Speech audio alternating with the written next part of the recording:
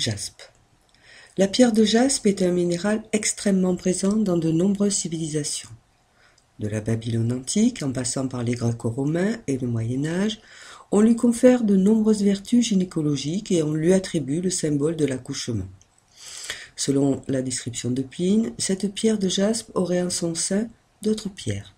Il est à noter que les pierres sont décrites comme étant vivantes et sexuées. Néanmoins, leur vie serait plus tranquille et plus lente que celle des hommes.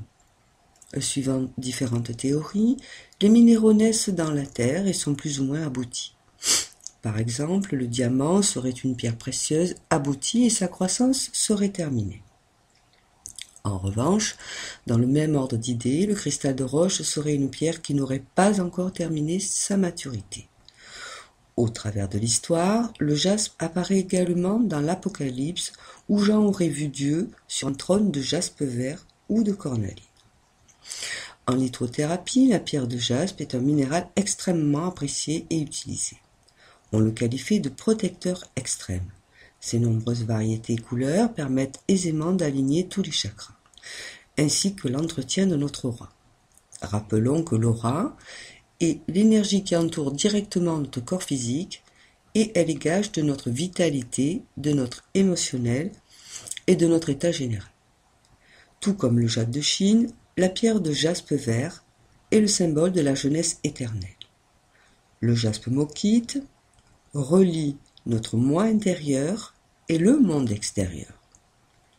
Le jaspe rouge nous apporte la conscience d'être ici. Le jaspe brun incarne la terre-mère. En cela, tout est relié et tout n'est qu'un. Le jaspe étant une pierre lunaire, elle incarne comme l'astre, le passage, le lieu où on passe, nos souvenirs et nos rêves, le monde et la foule.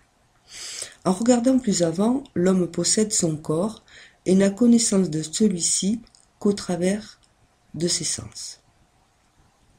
En quelque sorte, si on se réfère à l'histoire, même du jaspe et des minéraux en général, ceux-ci nous permettent d'améliorer notre position, notre perception du monde, afin de nous éviter les écueils de nos illusions qui nous emprisonneraient à jamais dans l'impasse.